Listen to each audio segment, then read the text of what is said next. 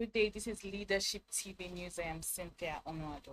The Federal High Court in Abuja has given former governor of the Central Bank of Nigeria, CBN, Godwin Emefiele, till January 25th to appear in court to explain the circumstances surrounding this $53 million judgment debt arising from the Paris Club reformed, the Punch reports.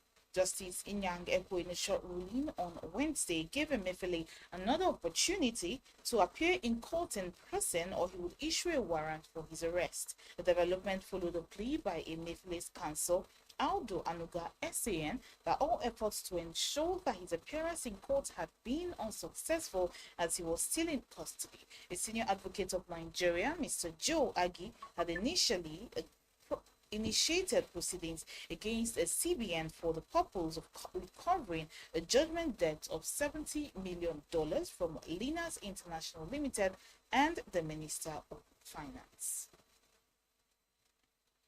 Moving on now, the Jigawa government says it has expended 500 million naira on the provision of improved latrines in schools, hospitals, markets, and motor parks across the state. Vanguard reports that the Commissioner for Water Resources, Alhaji Ibrahim Hanungiwa, said this on Wednesday in Dutse. He said the government had adopted proactive measures to ensure the sustainability of its leading position as an open defecation-free state. According to Hanungiwa, the state is geared towards surpassing the nation's ODF target by 2025. According to Hanangiwa, he said that the feat was achieved by putting in a lot of effort through the execution of viable policies and programs in collaboration with the Federal Ministry of Water Resources and the United Nations Children Fund UNICEF. The commissioner said the state had set up a committee to work out modalities for the sustainability of its ODF status by ensuring total eradication of the menace.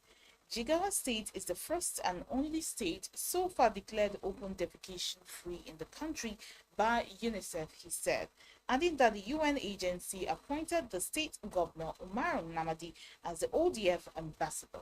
He said the governor is expected to deliver a paper on the Nigerian situation in the fight against the ODF at a conference billed to be held in Canada.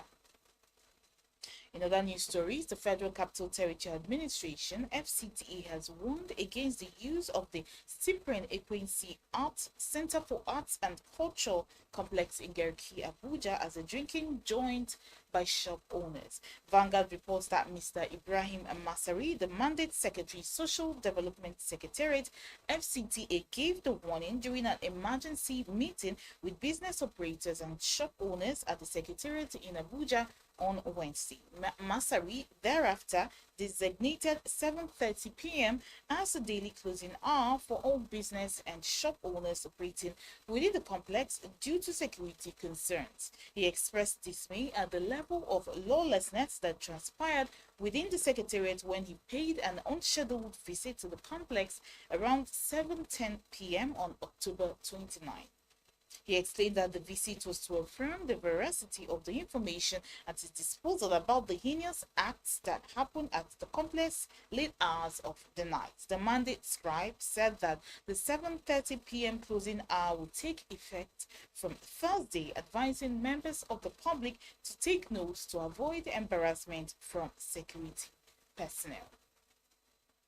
The founder of Nigerian Women Premier League side NWPL Niger Rattles, barrister Paul Ede, has succinctly cleared the air on the controversies and alleged abandonment of the club's player Fakiyesi Abisola Antonia. Abisola had alleged via her social media handle how she had been in pain for a year after suffering an injury playing for the club, saying she was neglected by the club and that she has long been funding her medical bills by herself.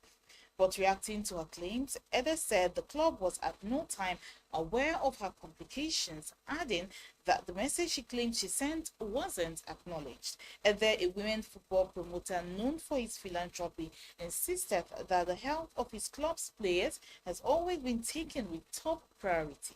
According to him, the channel any player The channel of communication between him and any player is either through the team's coaches or the club's WhatsApp platform, but he denied that he neither saw the message Bolas Bisola alleged to have been sent to him, neither did she communicate to him through the coaches or club's WhatsApp platform before going public. Finally, on some sports news, Manchester United's defense of the League Cup came to a limp end in a 3-0 home defeat by Newcastle on Wednesday as Arsenal were well beaten 3-1 at West Ham. Liverpool overcame Bournemouth 2-1 to progress to the quarterfinals, while Chelsea saw off Championship side Blackburn 2-0. In a repeat of last year's final, which Eric Ten Hag's men won 2-0, both managers named much changed side at Old Trafford. But it was Newcastle's strength in depth that showed as United slumped to an 8th defeat in 15 games in all competitions this season. Their worst start to any campaign since 1962-1963. This is not good enough. We have to take responsibility. I have to take responsibility, says Ten Hag. I feel sorry for the fans. It is below our standards and we have to put it right. After eliminating both Manchester City and United, Newcastle's reward is another rough draw away to Chelsea in the last 8. Liverpool had to see off a spirited effort from Bournemouth and appalling weather conditions as Storm Ciarán swept in at the Vitality Stadium.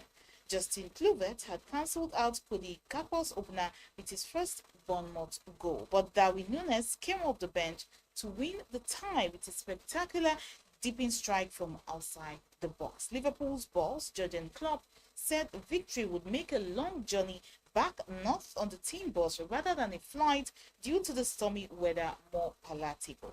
Now we drive home, long trip, but with going to the next round, it feels much better, said Klopp. Liverpool will host West Ham in the quarter-finals next year. And on that note, we end the news here on Leadership TV. For more news stories, log on to our website www.leadership.ng. Many thanks for watching. Thank you for watching. For sponsorship and advertisements, please contact 080-36-658. Last Podcast Studio. You have the last word.